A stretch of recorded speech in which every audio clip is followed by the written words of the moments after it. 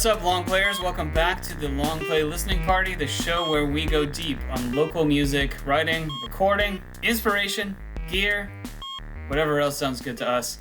I'm Howie Howard from Mr. Furious Records. Nate Holt, how you doing tonight? I'm doing great. How's everybody doing? Royce, the Wizard Diamond, how you feel? I'm doing great. Excellent. Welcome, Faith Maddox, Lawrence's own, visiting the Long Play.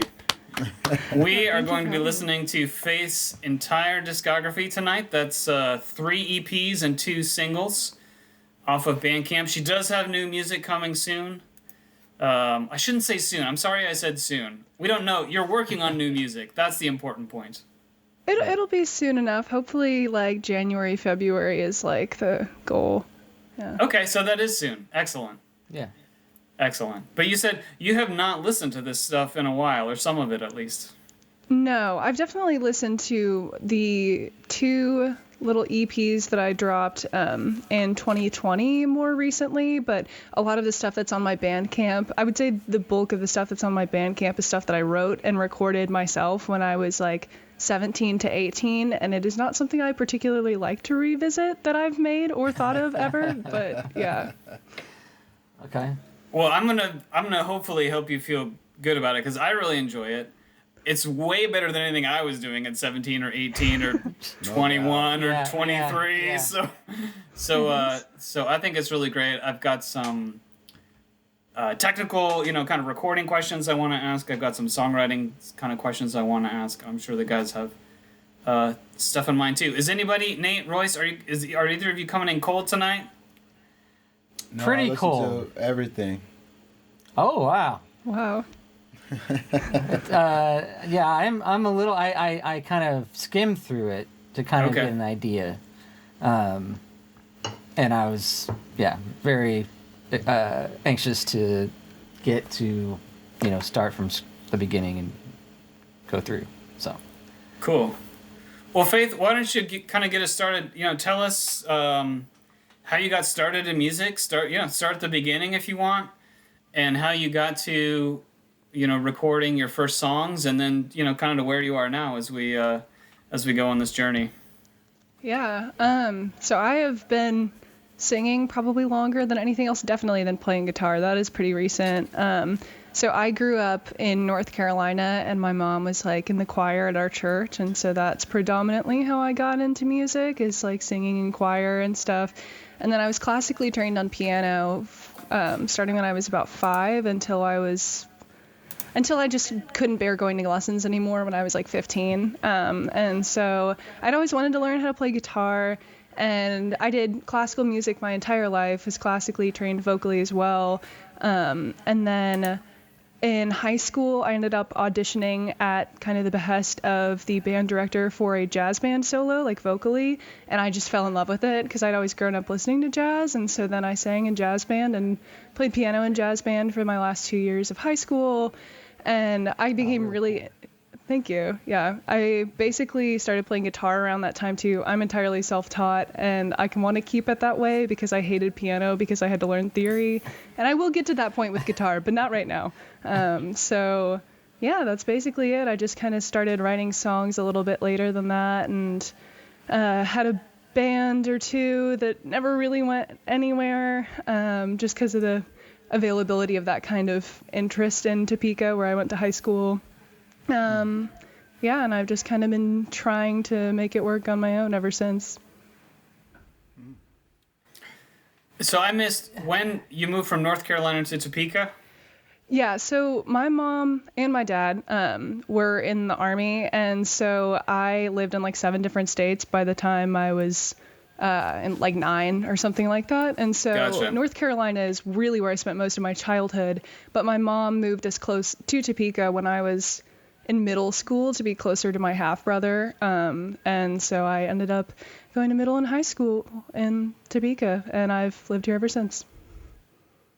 And you've been at KU, I think, right?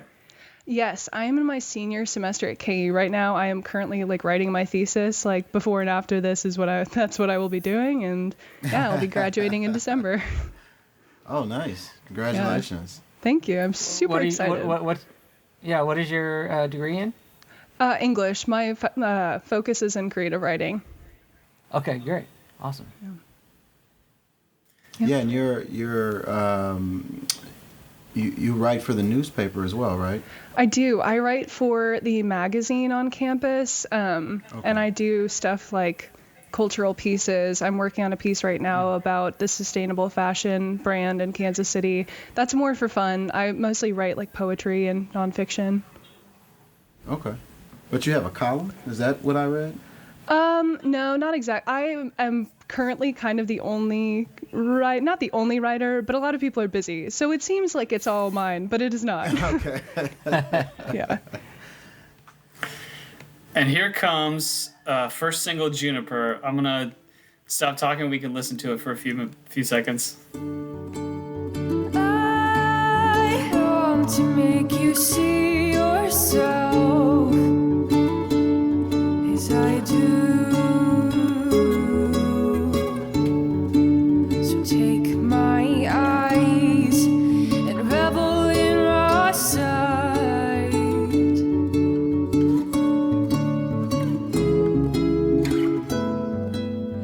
Loving and living don't fit the same bill. Can't find my center here. How can you hold me? Tell me you just want. See, and I know this is early stuff for you, but when I hear this, not really knowing the story or anything, this is an incredible first song. It's Yeah. unique. It's creative. It doesn't sound like anything else I've ever heard, and the vocal performance is super confident. Yeah. That I was gonna mention that. I was gonna say that for you. How old did you say you were when you recorded this, or at least released it?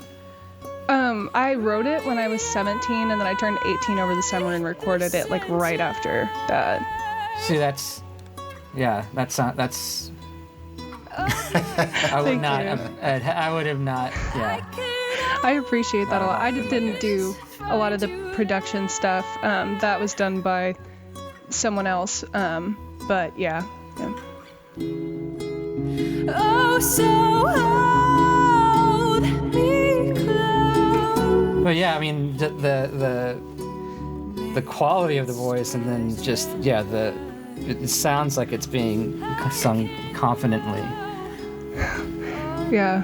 That's always funny to me because I wouldn't consider myself to be an overtly confident person. I get horrible stage fright to this day, and so recording too makes me very anxious. But singing is like the one thing, like if I could just sing on stage and not play guitar, I'd probably be a lot better off for it, just because that is the one thing I'm pretty comfortable doing in front of people.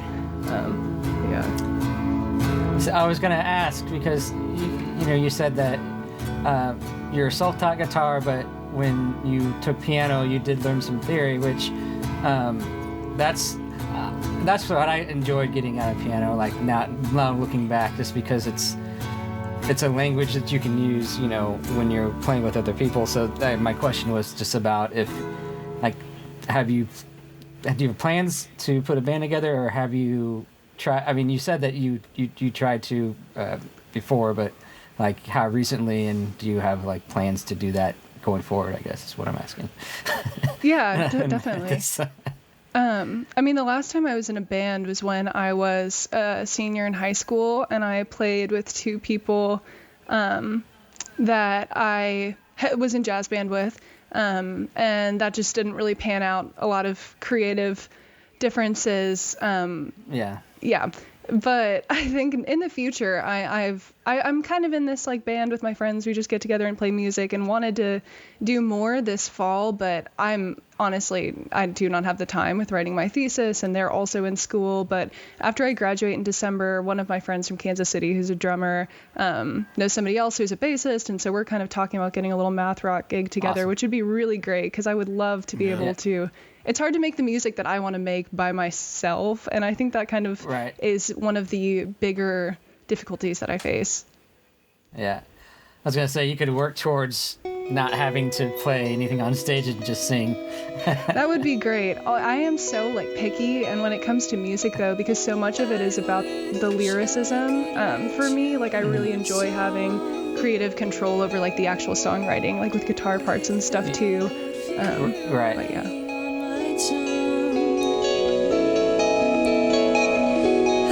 So is this on to, how do you pronounce it? Tascenda, I believe, right? Descenda, yeah. Yeah. Yeah, so I looked it up, and it has the same root as tacit. So if you're familiar with tacit, meaning sort of implied or... I don't know, Faith, do you want to talk about how did you pull that word out for the title of the EP? It's honestly not that special or grand in any way. I have this running list on my phone in my notes app of like, oh, this sounds like a cool word, or I like how these words sound together.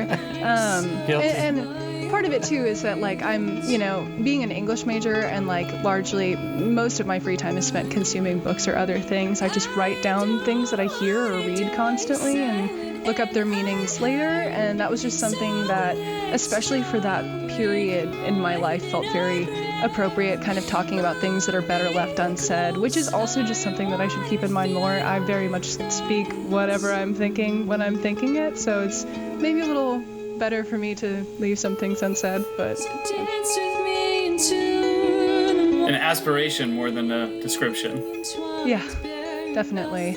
Part of it too is like a lot of my older music is about like relationships, and I can get more into like how I view that now from like a songwriting perspective, but a lot of it too is about kind of like gender-based violence and other things that I had experienced like as a femme person, and like realizing that there wasn't really a place for that in public discourse, and just kind of thinking about how like often I would talk about things and feel like, oh, I really wish that I hadn't said that, but like I need to say this somewhere.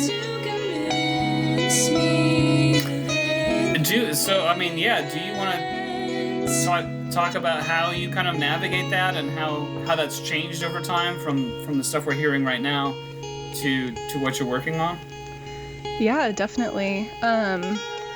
So a lot of, even up until my EP Year Without a Summer, which was the last thing that I recorded, and the only thing I've ever really recorded professionally, because the demo that I released after that was one I recorded in my apartment like over a weekend, and it's very obvious. But now, kind of as a songwriter, like, and just also as a writer in general and a person, I've kind of realized that a lot of what I was writing about when I was 17 and 18 had more to do with the surface condition of things and not really their source. And so I was writing a lot about this like angst within relationships and feeling very like alone and unloved, but not really understanding why that was such a pervasive thing in my life, and kind of the overarching systems and just, I don't know, interactions from my childhood that kind of led that to be. And so a lot of my new album is explores a lot more like those specific encounters and more of the general feeling that pervade them, instead of it being like a specific,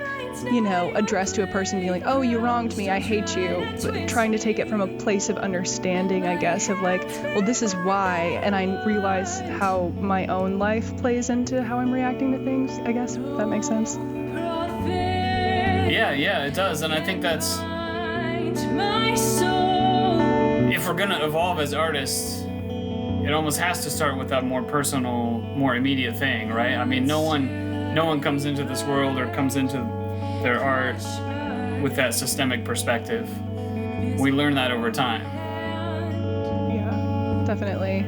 It's also just definitely something that I feel like I couldn't really have known at 17, 18. And there are a lot of things that have contributed to my development as a person now, I suppose. And yeah, I don't know. I just can't really imagine having thought that as a younger person. I can't even really imagine thinking it now, and I definitely still feel kind of isolated in that sometimes, but yeah. I want to stress too, for everybody listening, I mean, as much as we're talking about evolution, I think these songs are great. I bought them myself on Bandcamp, and I encourage everyone listening to go buy them on Bandcamp or stream them, or however you listen to your music. I still think this stuff is really great. And one of the great things I want to ask you about is, and knowing you're coming from a little bit of a piano background, you know, what's the music writing process like? There's so many interesting chords, so much interesting finger picking going on. Tell us how you get from a blank page to what we're listening to. Yeah, is this you're playing guitar right on this? Mm-hmm. Yeah. So I draft guitar first before I do vocals or lyrics. I don't think that's like super uncommon by any means, but when I'm writing songs, I really don't necessarily like get into the headspace of like I'm going to sit down and write a song right now and these are all of the chords that I'm going to use. It's more based on like, I don't know, just whatever. It feels superficial to say it's all vibes, but it kind of is. Like I just kind of go into a session or a writing session being like, oh, I like the way that this chord sounds. What if I played these notes together with this rhythm instead of just playing it like as a whole chord? Or like it's just more experimenting with like the very basic forms that I do know, or just like the sounds that interest me. I mean, I don't really play anything that's as rhythmically complicated as the stuff that I was doing when I was 17 or 18, and there's a very specific reason for a lot of why the musicality has changed, but at the same time, like, yeah, usually I'm just like, oh, I like the way this sounds, maybe I'll loop it a couple times, and then I just kind of write melodies and then lyrics based on that. So are you recording to a click right now? Like it in this song? To a what? To a click? A click track? Yes. Or is this? Yes, okay. Very poorly. Is this what you recorded in your living room, or is this in the studio?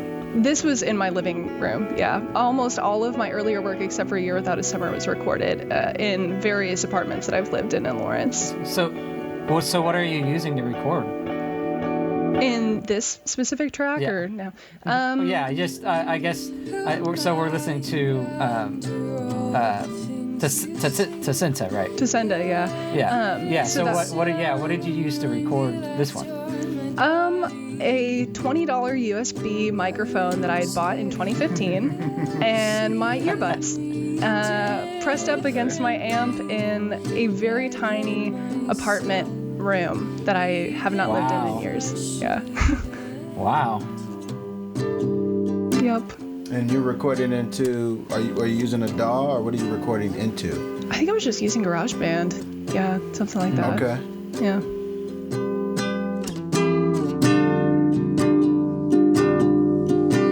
And it's great. I mean, we love gear, but this is great. You know, you captured a feeling. You captured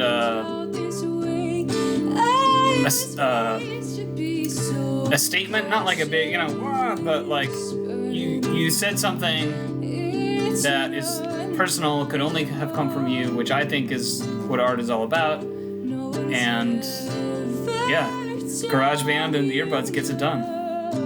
Yeah, definitely. Not necessarily as clearly as professional recording equipment can make it come across, but it'll do what it needs to do when you're 18 and don't have the money for that. Wu-Tang sold millions of albums, you know what I mean? Definitely. Yeah, they were probably much better with that than me, though. Energy. Yeah. My body unknown, my body not mine, your hand This is Remedy? Yes. Yes. that should have been the end. What do you hear that you don't like? It would be simpler to answer what I do like from it. That would probably take less time. I don't like the way the vocals sound. My voice was, you know, just like stylistically, I was in such a different place into what I was listening to and what I was considering when I was writing songs. And so now looking at this from a perspective of current me who really doesn't consume math rock like at every hour of every day and likes more, I don't know, airy vocals, even though I do like that abrasive sound. It really depends, but I think that like I've really struggled as an artist now to kind of separate what I think is marketable from what I think I want to make. And so a lot of my newer music is very toned down, which isn't like strictly for that reason. I've become a lot more inspired by like simplicity and like trying to like layer things in a way that is more, I don't know, communicable for people who maybe don't want to just listen to a single guitar playing like complicated rhythms and vocals with absolutely no rhythm instruments behind it. So yeah. See, I think that's what I like about when and I mean, like I said, I skimmed through it briefly, but that we're listening through it, fully now, I think that's what I enjoy about it. And then some of the turns, because I'm following the vocals or the lyrics, it's really interesting, and it sounds, it sounds great. It sounds like, but I know what you mean when you say what's not what you're trying to accomplish, or maybe it's not exactly what you're like. You didn't necessarily reach what you're like going for, but a lot. I mean, who else knows that but you? You know. That's very true. I am definitely like hypercritical of everything that I do, whether that's music or like personal writing or anything of the sort. And so it's definitely interesting because I know that nobody's listening for the mistakes like I am, or like the audio faults, or like vocal, mistakes, or like tremors, or things that I just did because I wasn't really like I think that maybe this sounds kind of sad, but I think that back then I really cared a lot less about it, and so I just didn't really care about making mistakes. I just wanted to make the things that interested me and that sounded good. And music definitely isn't like as serious to me as it is to other people. Like, it's something that I love doing, but that I don't want to make my job because I love doing it. And so I think back then that feeling was like even like less so.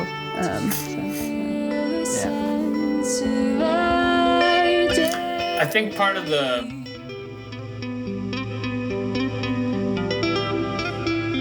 one of the benefits of having some experimentation or going out into the artistic wilderness a little bit is then you learn some things, you try some things, you can bring that back and make it more accessible in the second iteration, right? And I find that much more interesting than like aiming straight for the more commercial sound from the beginning without the benefit of that experimentation to draw on.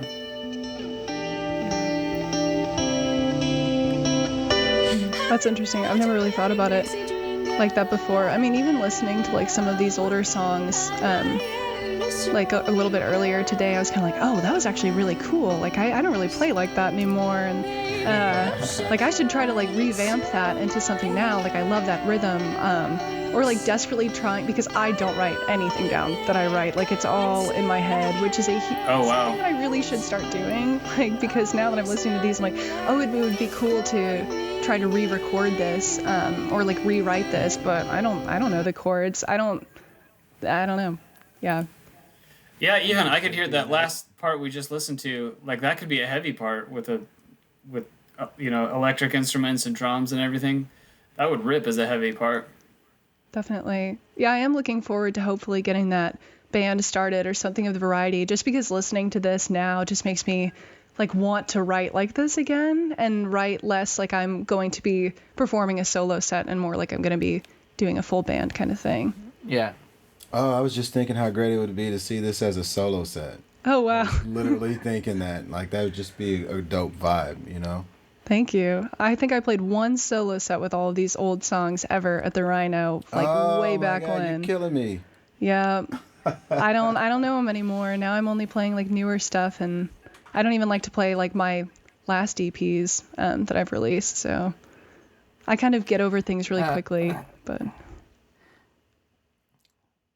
I was gonna ask, because reading the lyrics, I mean, the subject matter is definitely, pretty heavy. So, you know, what was that like playing it out, or is that does that factor into like how you feel about playing it out or wanting to play it out?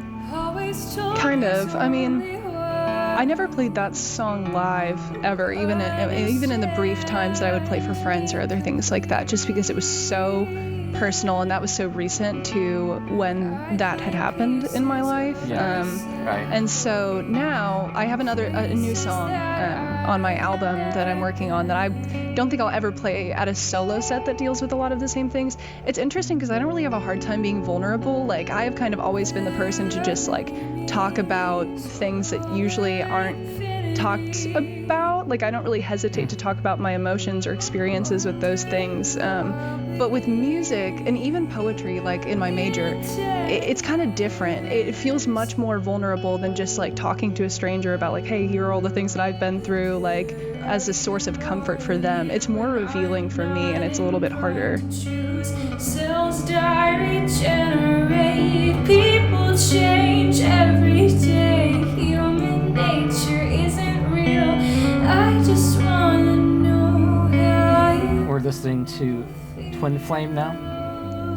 Yes. Yes, yeah. Yeah. I wonder, with what you're saying about the vulnerability, I haven't thought about that before. That's a great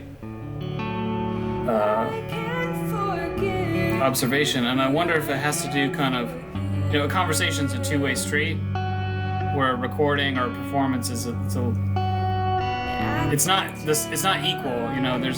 It's a little bit more of a broadcast. So the vulnerability isn't reciprocal, maybe, in a performance.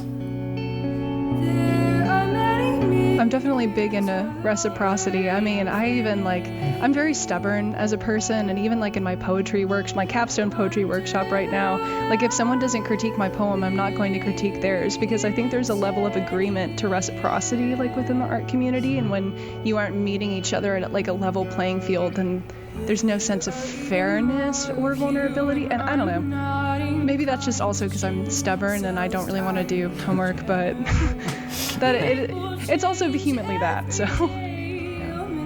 Yeah, I feel that. I just need to know how. I would love it if I could like talk to audience members about how they relate to my songs more directly, like in the set. If it was like an interactive thing, that would be like my ideal setting, just to like have like a little therapy session kind of. I think that'd be really interesting. Well, you can. I was gonna ask, you know, I'm surprised there's not something like that. If there's not, I would think there would be something where, you know, you've got people that are performing, and it's like you said, it's more interactive, where, you know, and maybe, you know, this, you know, there's songwriters form, and they, you know, you get 3 or 4 or 5 songwriters together, and they're each playing a song, and they're maybe talking about it. Yeah, I should get out more, but that's maybe what I'm confessing. But yeah, that would be something probably very cool, or a lot of people would enjoy and get a lot out of. I would think. Yeah, definitely. That would be really cool. It's the deepest after party ever. I'm not one for shallow things, so that sounds really great to me. I'm not good at small talk, like, at all, so. Yeah, I think it would be cool. I think you'll have to set it up, though. Like, you'll have to be very intentional. This is what's happening, and here's who's invited, and, you know. Mm-hmm. Well, and this music that we're listening to now kind of lends itself to a smaller, you know, group of people. You could have 20 or 30 people in a room and perform, like, and serve drinks and charge ticket prices, and people would come to listen to you talk, for sure. This just has that vibe, you know? It's just much more intimate. Yeah. It would be nice if I didn't get nervous, like, actually talking between songs, because then I would, like, say something, you know, that would be meaningful like that, or I don't know, try to get more interaction, but every time I'm just like, yeah, talk amongst yourselves. I don't know what to say. Like, I'll tell jokes that like patrons would tell me at my old job, things like that. I just get so nervous. Talk some on yourself. I'm gonna tune, and I'll play you another song here in just a second. Yeah, I say that probably every set, and every time my partner is like, that's so funny. I'm like, yeah, but I'm panicking, so it's not funny to me. So we need like strategically placed recording devices in the audience to pick up the conversations while you're tuning. That would actually be really sick. And to like, I don't know, to incorporate that into like music as like interludes or something. I've always like, really been interested in that. You could do it. Like, You could find a place in Lawrence to pull that off. Oh, totally. I mean, this networked world. Yeah, like I definitely have a habit of like using my voice memos for everything. Like the other day I was walking around campus and I noticed that the campanile was like playing something, like the little bell tower was playing something that sounded super familiar. I figured out it was the girl from Ipanema, and I like recorded and like, this would be so cool for something. Really? Yeah, apparently they program the bells. I really want to know who has the cue for the campanile bells, because they play some really interesting stuff on there. But man, yeah. I mean, I went to KU, and I think I've heard other things, than just what you would expect to hear from there. I can't say what they are, but I can't say that Girl from Ipanema was one of them. I think they're getting more creative. Definitely. Yeah, I was just eating my sandwich, and I was like, is this what I think it is? Like, this sounds really familiar. I saw there's a video. I bet they play like, Brittany or Justin or somebody. I bet they play their songs. Yeah. I saw a video where someone did Motorhead on church bells.